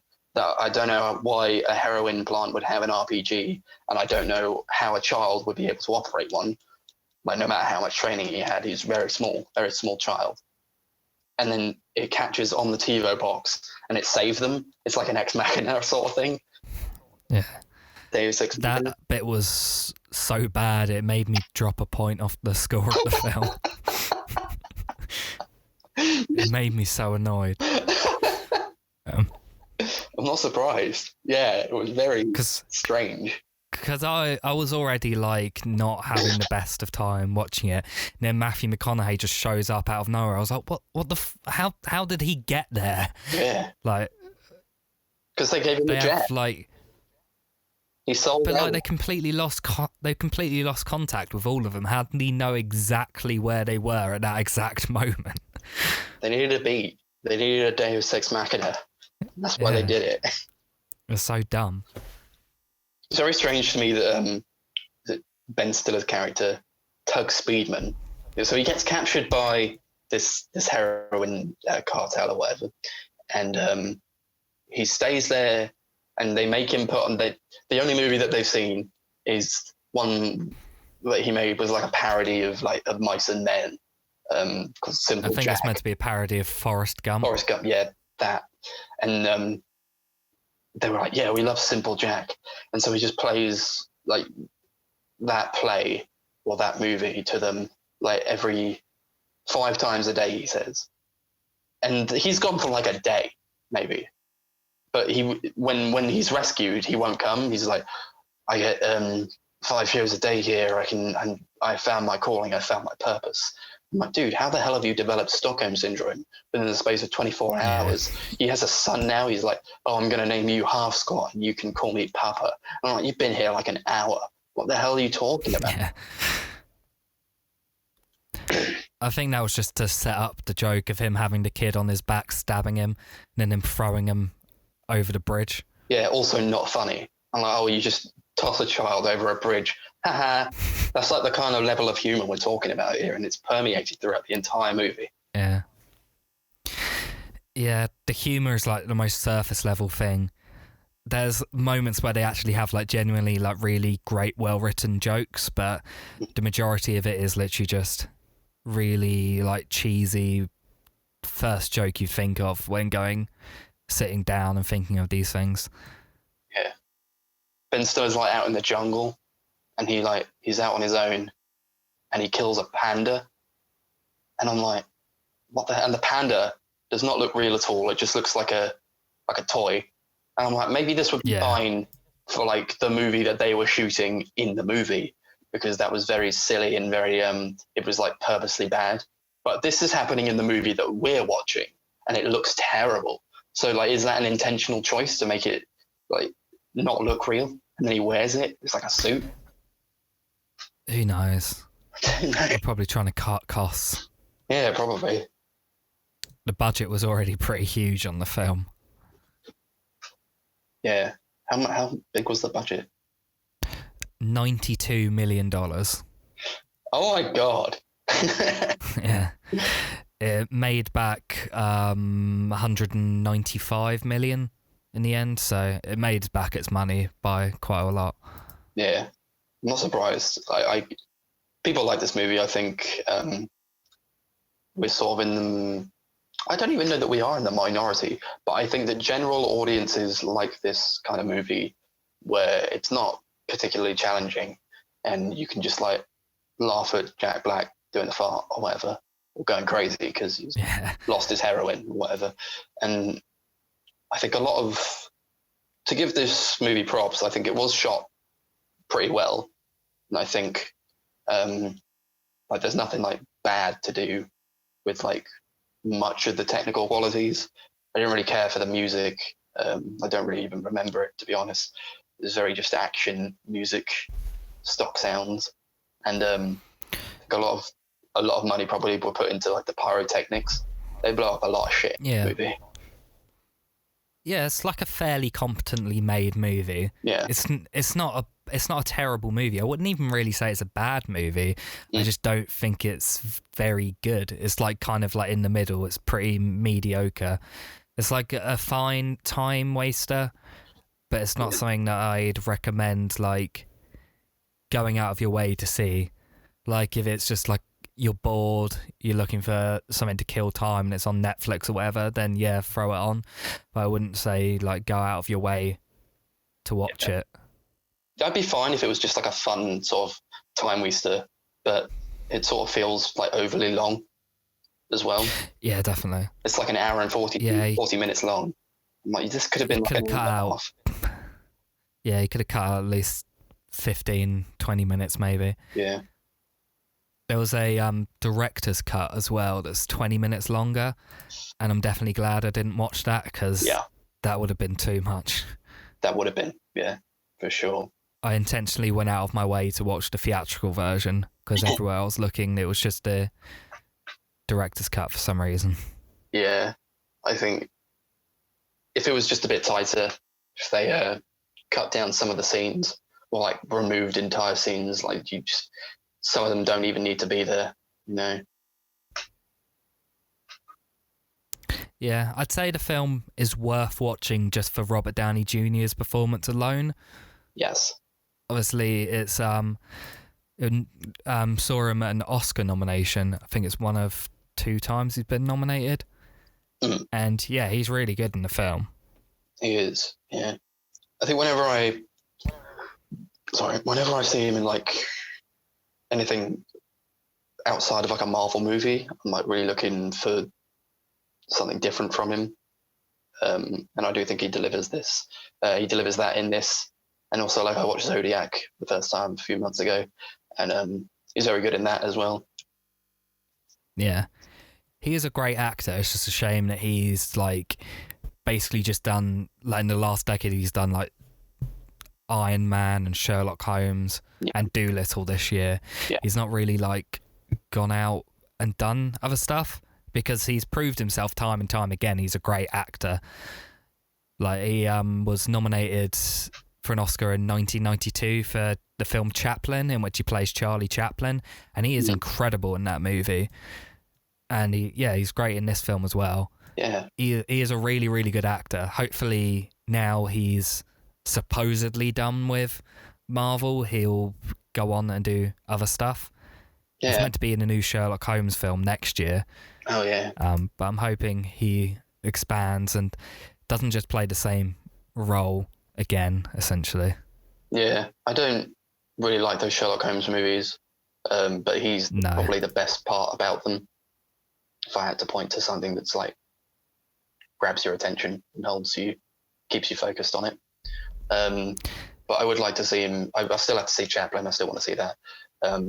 But yeah, I would say branch out and take more chances, because I think people do just see him as Iron Man. But it's a very staple character, of course. But Yeah. then you see like with what Robert Pattinson has done, I think a lot of people still see him as like the Twilight guy. I know this because I've talked to people about it, and they're like, oh yeah, that guy who did Twilight. It's like, no, he's branched out, and he's done a lot of like really great indie movies as well. And recently he was in Tenet, and he was good in that as well. And The Devil All the Time. Yeah, Good Time, Lighthouse, High Life, all really, really good films he's in. Yeah. There's a few other people. I was going to say there's a few other people in the film that I really like, that I feel like are really underutilized in the film. Mm-hmm. Bill Hader's in it very briefly, and I think his character is all right, but it's barely in the film. And I love Bill Hader, and it's a shame that he like barely gets any screen time. And also Steve Coogan, who I really, really love. Like, I'm a huge fan of Alan Partridge, but he's barely in the film, and the character's like so uninteresting and unfunny. Yeah. And it's such a shame that I don't think they utilise this type of humour as well. He feels really out of place in the film. I agree. The funniest part with him for me was when he died. Like, that actually got a lot out of me. Bit, to be fair. Because they just like, he gets blown up, he steps on a mine, and then it cuts to them, and they just stare at it, and they're like, oh, well, there we go. Yeah. And then Ben Stiller starts like licking his decapitated head, which is just gross. Yeah. That wasn't funny. God damn it. No. I'm not really a big fan of Ben Stiller, and I feel like this film's one of the reasons why, because he just seems to play the same character a lot of the time. Yeah. I do like him in a few select films. He's good in The Royal Tenenbaums. He's good in the Meyerowitz stories even. Yeah. That's basically it for me. Like, I like him anytime he's worked with Noah Baumbach, and in Royal Tenenbaums I love him, but nothing else really I like him in. No. It's the same character over and over again, and it's not very funny either. Yeah, it's a shame, because he directed the movie as well. So I'm like, here's your chance to like actually do something with a character that you've written for yourself. Did he write himself? I don't know even. But I mean, it's his movie. He was one of the writers. There's 3 writers on the film. Yeah, and it's like, oh, you have influence on yourself as a character, and you just write yourself as just this, and it's not very compelling. It's like quite boring and like very babyish humor. I just don't really grab onto it all that much. Yeah. Directing wise, he's not a bad director. He's fairly talented. I wouldn't say he's great, but he did the 2 Zoolander movies, which I haven't seen the second one, but the first one's okay. He did the film The Cable Guy that I quite liked as well, with Jim Carrey and Matthew Broderick. Yeah. He doesn't have like a great directorial style. He's not like a unique director, but in terms of like comedy directors, there are a lot worse out there. For sure. I wouldn't say like, God, Ben, just go out and like make like a movie like Mandy or something. I don't want him to go out. I don't really like, stick with what you're comfortable with, but just make it better than this, I guess. Yeah. There's some slight controversy surrounding the film as well over the character Al Pacino that Brandon T. Jackson plays. Oh, yeah. Because the role originally was offered to Kevin Hart, but he declined to play it because he didn't want to play a gay character. Oh, yeah. That's what it was, yeah. They made like a whole thing about that. I don't even think that was like well done. So for Kevin Hart to say, no, I don't want to play this character, maybe that would have been fine, but it was because he was gay. When I just think that there's like a moment when all the guys are together and they're having like a heart to heart, and like all of a sudden they talk about like, oh, you gotta go back home, bro. And he's like, yeah, I gotta go back home. You gotta go back home. And then it's like, oh yeah, I've got a guy back home. It's like, yeah, I like this guy. And it's like, what? You like a guy? What did you say? You like a guy? Oh, dude. I'm like, that's not funny, man. Like, the punchline was that he was gay. No. Like, who cares? Yeah, it's such a cheap joke. It's really bad. It's not funny at all. That's aged terribly. Yeah, definitely. As has most of the film. This is very, very representative of late 2000s comedy. Mm-hmm. It doesn't hold up in 2020 that well at all. I would say, like, I had a thought while I was watching this, and it's the point where Steve Coogan's like, yeah, we've rigged up all these cameras around, so like, we're making it more authentic. They like plunge the actors into like real action is what the author tells him to do. He's like, you got to put them in the real action. And I'm like, well, if they're competent actors, then they should have just done a good job in the first place. But if they, like, clearly they're not, so why did you even hire them? But then, yeah, I think the point was that they're more like big stars than like great actors. Yeah, but there was a point where they're talking about like the cameras that have been set up in the jungle, and I just thought maybe this would work better as like a mockumentary. Yeah, most likely. It probably would have like felt more real, and it probably would have been funnier, I think. Yeah. And it would give it like a more distinct style. It would stand out a bit more. Yeah, definitely. It would be more interesting. I think it would hold the test of time a lot better as well. For sure. Maybe that should have been the director's cut. Maybe. There's like a part where there's like a part where Danny McBride, because he's in this film, I don't really like Danny McBride in really anything I've seen of him. But he's like, that's the signal, when he sees the director waving his arms about, and then he lights up a bunch of pyrotechnics, and there's like big controversy about it, about how they're like wasting resources and they didn't catch any of it on film. And I'm like, well, wouldn't you have come up with a clearer signal to know when the pyrotechnics were going to happen? Because they set off a lot of bombs there. It goes up in flames. And I'm like, surely with all that money on the line, you would have come up with some, like, a better signal, or like even better, just like radio in and say, yeah, do it now. Yeah. There's a lot of that in this movie. There is. I got the feeling like, oh, well, wouldn't they like all have PTSD after this? Because they get into some serious shit. But it's like all like, oh, it's funny though. It's like, well, I'd be pretty traumatized if I went through this, to be honest.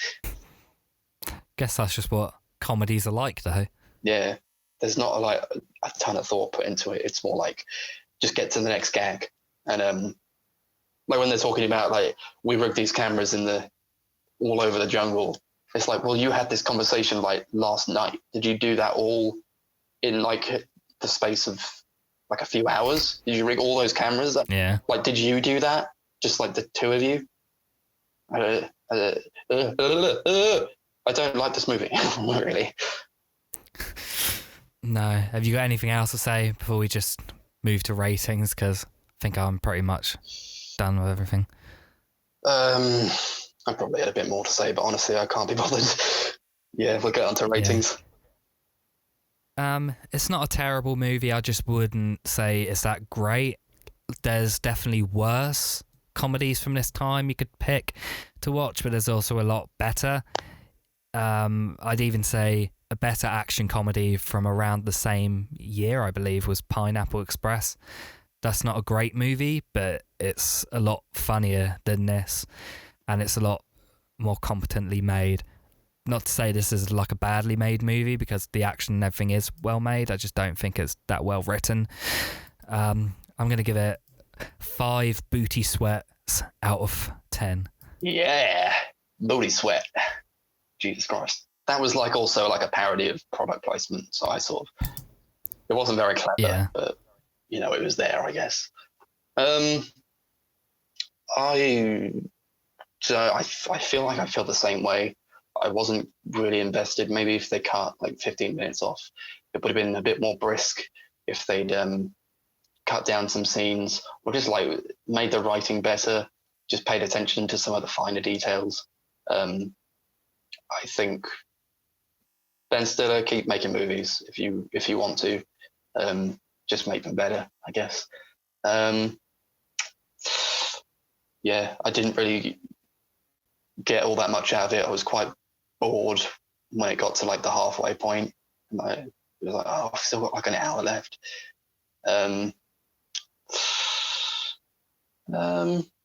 Yeah, I'm don't really have all that much to say on it, but yeah, I would give this 5 booty sweats out of 10 also.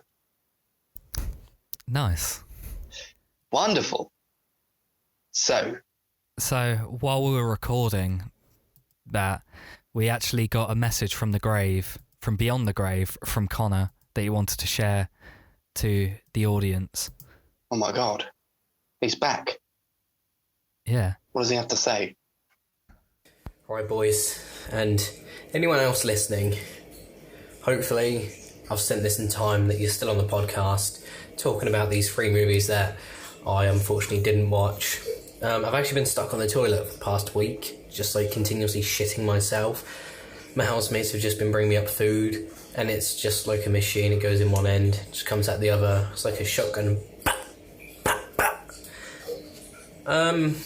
Not ideal. So I'm poo and blood as well. Yeah, but anyway, I can't wait for the next batch of movies to watch. I've brought a list out myself of the worst films that we can watch. And Midsummer is at the top of that list, along with The Piano and The Forbidden Planet. Funny enough, they're all Max's films. There we go. Wow. That's all Connor has to say. That was really sad. We pray for your eventual release from the grips of the toilet. Thank you for sending in that message, good friend. Yeah. And also you're wrong, but I don't really want to get into that. So next week we'll be doing recommendations again, and we're going to go in the same order. So me, Max, and then Connor's, which I've completely forgotten, but I think you remember it, Max. So my recommendation is a film I watched about 4 or 5 years ago. I just happened to stumble across it on Netflix one day, and it made me get into this director who I've watched nearly all his films now and really enjoyed all of them. It's a film called Blue Ruin, directed by Jeremy Saulnier. I don't know if you've seen the film, Max.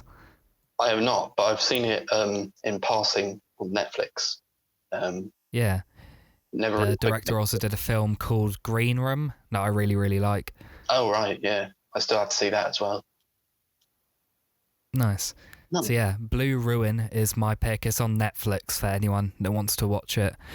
I am looking forward to rewatching it. Hopefully it holds up, because I remember loving it, but the reviews I've read seem fairly mixed, so it should be interesting. Yeah, nice. My film is one I saw for the first time recently, but I thought it'd be pretty good to discuss. I don't think you or Connor have seen it, but it's a comedy action movie directed by Martin McDonagh, and from the year 2008, called In Bruges.